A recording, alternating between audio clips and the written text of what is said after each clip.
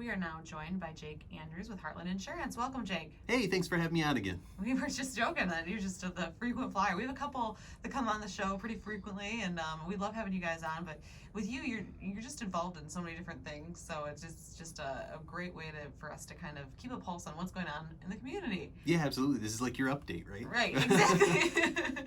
So before we get started, Jake, of course, I'd love to give you an opportunity to introduce yourself. Maybe somebody hasn't tuned in previously to catch you. Just share a little bit about who you are, what you do. Yeah, absolutely. So Jake Andrews with Hartland Insurance Agency. I'm a commercial insurance agent, and I can help out all the businesses with their various insurances. And why is insurance so important?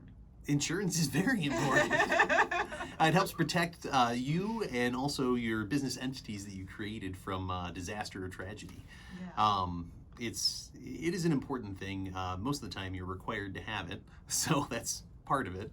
But also, I love being able to help people out in that fashion. Just kind of take a look at everything they've got and make sure they have what works for them. So, as far as insurance goes, I know that previously or earlier on in your career, you're from banking, or you have a banking background. Yeah. What intrigued you to kind of take that turn and go into insurance? Truly, it was Hartland Insurance. So they play such a big role in the community around us. I hadn't even really considered insurance prior to sitting on a committee with Dave Walker, one of the principals of the agency, and he turned and looked at me and said, "Hey, are you ready to come work for me yet?" At the time, I was not. I was in banking and probably 13 years into my banking career or something like that. And later on, I heard him out. I went in for an interview and decided that this was going to be a great career path for me. And so far, I've loved it. It's a new and different challenge every day. And I always say this is how I learned how the world works, because I'm learning all the behind the scenes with all the businesses that are in our area and around. Oh, I'm sure. So I think coming, into insurance and kind of looking at things like with a fresh perspective, right? In many ways, what was one thing that you found maybe surprising or intriguing? Yeah, so I started actually at the height of COVID. Okay. So I started with Hartland Insurance on March the 9th in 2020. Oh my gosh. Yeah, and like 5 days later, we got the stay-at-home order. So I got, essentially sent home with a book to start studying. But I've been able to kind of watch how this all evolves. Obviously, highly impactful to my career, but just the different things that happened throughout the COVID era, if you would, like the restaurants shutting down, how that impacted, their bottom lines, having to move quick on our feet for changes in what the revenue is going to be for the year, and just a change in what everyone does. I mean, a lot of people have employees working from home now. They have people with more company vehicles out there. Mm-hmm. There's business personal property being taken off site.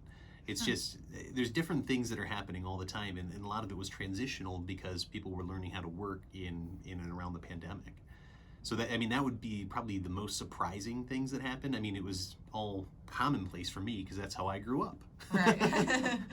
No, that's awesome. That's exactly, I'm just curious, and I think that helps shed some light, because you don't really think about those things, Yeah. So as an insurance perspective, Everyone had to pivot real quick and figure out how to do business in a different way. Yeah. And absolutely. a lot of people have created new strategies and new business models in order to do it. Some have been very successful, and some kind of fizzled out through the pandemic, unfortunately. Yeah.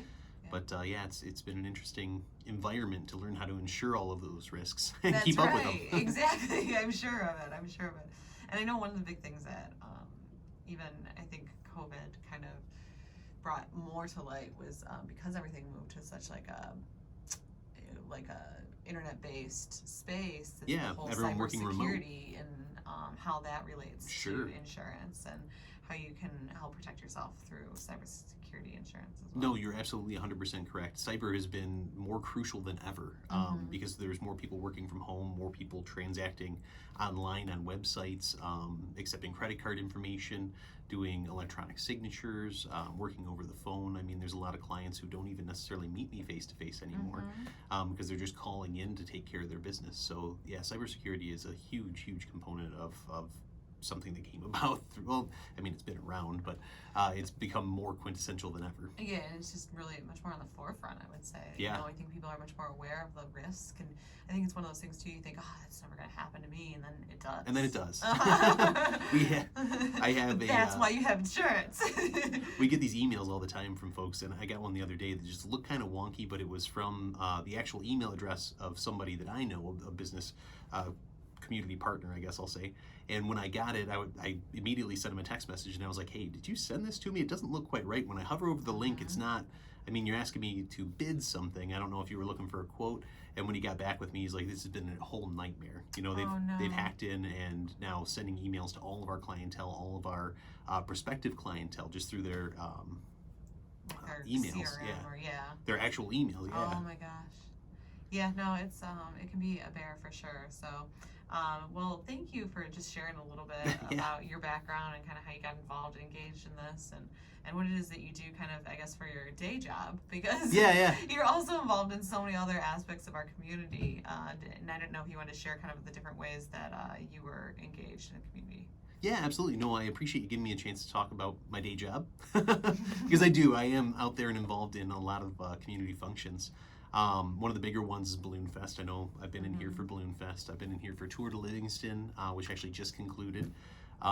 We finished that up last Sunday, actually, which was an awesome event, and I'm glad that it's all taken care of and done now. Yeah. We had beautiful fall colors and everything for it. The colors have been outstanding. Yeah. In the past week or so, it's been just amazing. Other than the wind, we had fantastic weather for it, too. And then I've got Fantasy of Lights coming up. And I know you wanted to ask me a couple questions about that, so I'd be happy to chat up Fantasy of Lights. Absolutely. Well, thank you so much for your involvement in all of our community activities. I mean, truly is, we just, we've talked before, it's just, I don't know how you do it all, but we appreciate that you do. So with Fantasy of Lights, I know that you're very involved and engaged in our committee. What is it, first of all, I always like to ask, what do you like about the event? Yeah, I love Fantasy of Lights, honestly. Like, there's so many people that show up for it. I think it's a really neat thing that happens. I mean, not just for how obviously it happens and how people come from all over to come check it out. Like, there's thousands of people who come out and watch the parade, and we usually get around 500 or so that run in the race beforehand, the 5K. It's just a neat thing to help put on an event that's impactful to everyone. I mean, it's their tradition. There's people lining up like that morning, like 6 a.m., putting lawn chairs and blankets out, saving their spot for the parade that evening. Even the night before. It's insane. It is. But it's cool. It's absolutely awesome. I love being part of it. Yeah, well, we couldn't do it without our volunteer base and our volunteer support, such as yourself. So with Fantasy, what can you tell us about this year's event? Yeah, so this year's event's going to be actually a lot of fun, I think. So our theme this year, because we usually choose a theme that kind of the parade floats play off of, and it's going to be your favorite childhood movie, or your favorite childhood Christmas movie. Yes. Is this year's theme. Sorry, I was trying to get that one right. But it'll be fun. I'm sure we'll see everything from, Elf to the claymation Rudolph. Maybe we'll get a Die Hard in there or something. I don't know. I know that at WHMI they were talking about that. Yeah? Let's get them to put a float together. We should. So, I think that the theme will be really nice, and I'm excited to see how that translates into a lot of the different floats and entries that we end up having and getting in. I know that we talked a little bit about, Home Alone could be a possibility, or of course the Grinch. The Grinch. I knew that was coming. Yeah. So, what is new this year with the race? The Fantasy 5K. So more than just a 5K, they're going to offer a 1 mile option for folks who wanted to maybe walk it, or say 3 miles, or 5 kilometers wasn't your jam. You can do a lesser amount and still participate, and it's an absolute blast. So there's a costume contest that Running Lab actually helps host. We have all sorts of light up fan flare that's on everybody as they go. It's one of my favorite 5Ks, so I run in it too. I was going to say, so on top of volunteering and help putting the whole event on, you're also a runner in the race. Yeah, so I handle volunteers for the event, much like I do a lot of the other events that I do. So volunteers for Fantasy of Lights, I go and I check them in. Once volunteers are checked in and assigned to their positions, I go out and I run the 5K, and then I come back and I announce in front of the library there But the Fantasy 5K is one of my favorites that I run. It's absolutely awesome because everyone's starting to line up for the parade, and people are giving you high fives and like cheering you on as you go. As we run up and down Grand River, which you really don't get a lot of opportunities to do that either. That's a neat thing. Yeah, and I do think that that's one of the things that really makes this race unique is just kind of like having that built-in crowd and like just the momentum and the cheering, and it just makes it so It's much exciting. Yeah, it is. It is. It's and like you said, you're on Grand River, which is not something that you do like all the time. So a little different. And people have like lights that they're dangling from them, and there's the glow vendors out there, and I don't know. It's just a blast. I really enjoy it. Yeah, so, and this year we are planning on bringing back the traditional family favorites like the Santa. Santa will be down on State Street before the parade doing visits with children, and then, of course, the reindeer. We're also looking at entertainment, and then the culmination of the kind of the evening is the lighting of the tree in front of the courthouse. Yeah, I was about to say, I hear he might even light up the tree with his magic. Yeah, yep. I think it's one of my favorite parts. So it's just a great way to kick off the holiday season, truly. So we appreciate you volunteering. And as far as volunteer goes, what kind of are you looking for volunteers still? Yeah, absolutely. And what does that entail? Historically, we've received a lot of volunteers from the Knights of Columbus in the area, which is absolutely awesome. They're great. We have I think it's about 36 volunteer positions between the race registration, handing out medals at the race, as well as kind of blocking off the different roadways, making it safe for our runners and our parade goers. So we are still looking for volunteers. We'll need some more along the way. Knights of Columbus can't do it all, unfortunately, but they do help us out a lot. Yeah. Absolutely, it's absolutely phenomenal. And anyone actually pledging their hours, giving us hours to volunteer, they get $7 per hour volunteered towards the charity of their choosing, which has been really helpful because then we get to give back to the community in that way too. Absolutely, I think that's one of the things that I also really enjoy about that is it's just kind of giving upon giving, right? Yeah. So you're giving service, and then you're also able to do financial contribution to a charity of your choice. So, which I know is big with the Knights of Columbus. That's one of their main fundraisers to get out there and do that, and then they put those funds back into the community. Yeah, and a lot of those clubs, I know that we were really thankful to be working with the Boy Scouts. They've been helping us several years with trash cleanup after the event, and it's and the Hartland Lions will be there checking in the race goers. Perfect, yeah, and we love that. So we are encouraging everybody to register for the race in advance. We do have that registration is live right now on the chamber website, so that's at howell.org. I got to get registered. Yeah, you do. We've got finisher medals and the finish medals are sweet too. Yeah, they're like a sparkly green Christmas tree 5K. It's got like a glitter star and everything on there. They look really nice, actually. They're very nice.